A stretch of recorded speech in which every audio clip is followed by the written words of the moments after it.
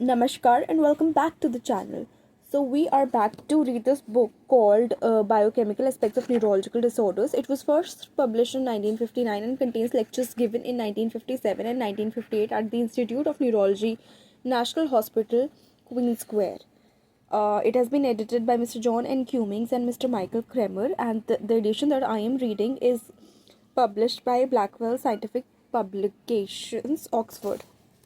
तो आज हम इस बुक से इसका नया चैप्टर शुरू करने जा रहे हैं जिसका नाम है द न्यूरोलिपिडोसिस। न्यूरोलिपिडोसिस का लिटरल मीनिंग जो हुआ वो है कि a group of lysosomal storage disease that involves building up fatty substances in the body. तो ये इसका लिटरल मीनिंग हो गया। एंड ये जो चैप्टर है वो पर्टिकुलरली ऑथर किया है मिस्टर पॉल सैंडेफर ने।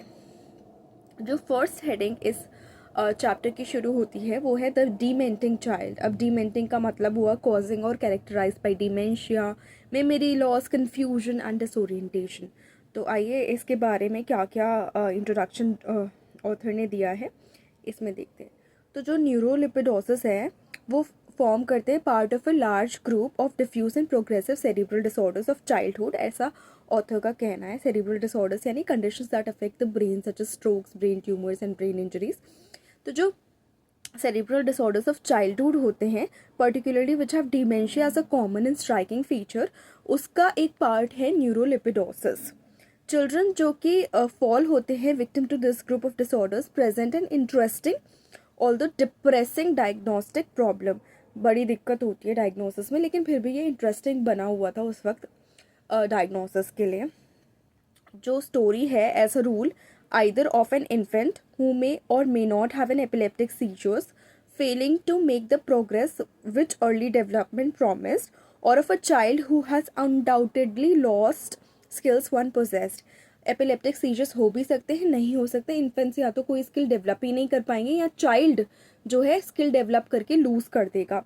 एपिलेप्सी में बेसिकली एक न्यूरोलॉजिकल कंडीशन हो गया अगेन जो इन्वॉल्व करती है brain that makes people more susceptible to having recurrent unprovoked seizures. और seizures के केस में क्या होता है, a sudden burst of abnormal electrical activity in the brain that causes temporary changes in behavior, movement and awareness. तो epileptic seizures हो भी सकते हैं इन केसेस में या नहीं भी हो सकते हैं, लेकिन डिमेंशिया न्यूरोलिपिडोसिस के केसेस में ज़्यादातर एक कॉमन और स्ट्राइकिंग फीचर रहता है।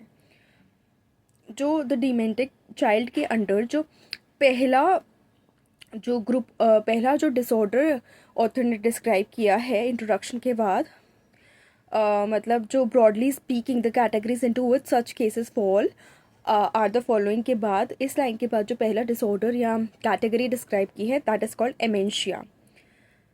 क्योंकि repertoire of accomplishments are exceedingly limited in infancy, यानी एक जो इन्फेंट और सारी चीज़ें जो कर सकता है वो भी नहीं कर पा रहा है।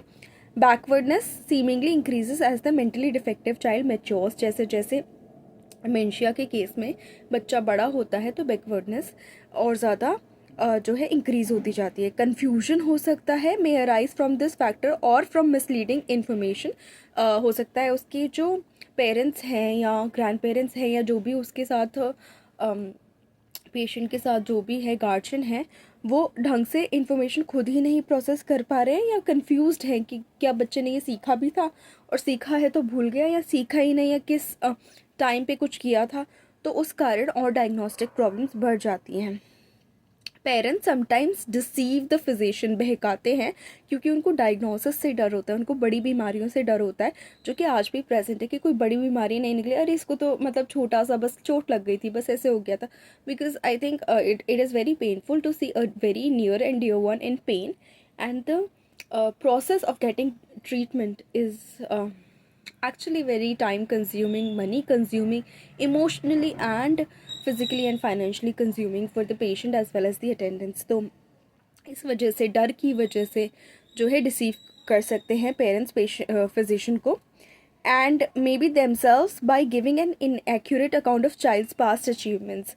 मतलब ये बात करना सीख गया था बस अभी नहीं कर रहा, चलना सीख गया था बस अभी नहीं कर रहा, तो फॉल्स नरेटिव दे सकते हैं या अपने आप को सांत्वना देने के लिए नरेटिव क्रिएट कर सकते हैं। The motives can be various and include refusal to accept that any child of theirs could be born mentally deficient. Acceptance नहीं हो पाती है बड़ी बीमारियों की, स्पेशली मेंटली जो चैलेंजिंग बीमारियां होती हैं, जो पेशेंट को मेंटली चैलेंज करती है, उन बीमारियों की एक्सेप्टेंस होना बहुत मुश्किल है. And then because of this imagined stigma that such a happening implies, यानी अगर कोई मेंटली चैलेंज चाइल्ड कहीं किसी घर में है तो उसके साथ जो भेदभाव किया जाता है, जो स्टिग्मा है आज भी, जो उस पूरे घर के साथ कई बार भेदभाव किया जाता है, तो उस वजह से भी पेरेंट्स उस एक्सेप्टेंस में नहीं होते हैं, तो वो अपनी पूरी हिस्ट्री सच नहीं देते हैं. अनदर मोटिव जो डिसेप्शन हो सकता है वो fear which is far from unfounded, यानी फैक्ट्स पे बेस्ड ही नहीं है. ऐसा फियर है that little trouble will be taken by the physician in reaching a diagnosis and giving advice if the history related depicts too clearly that child has never been normal. उनको लगता है कि अगर हम बता देंगे कि अब नॉर्मल मतलब कुछ बचपन से ये जब से बॉर्न में कुछ कर ही नहीं पाया, तो सीधा फिजिशियन उसको मेंटली अनस्टेबल या कुछ ऐसा डिक्लेयर कर देंगे. इस डर से भी हो सकता है वो सारी चीज़ें नहीं बता पाएँ. तो एमेंशिया के केस में यही दिया हुआ है यहाँ पे इस हेडिंग के अंदर. नेक्स्ट हेडिंग जो डीमेंटिंग चाइल्ड के अंदर है वो acquired but non progressive mental defect है, जो हम नेक्स्ट वीडियो में कवर करेंगे. So thank you so much for staying on this channel. Please like the video, share the video, subscribe to the channel and do not forget to hit the bell icon. Thank you so much.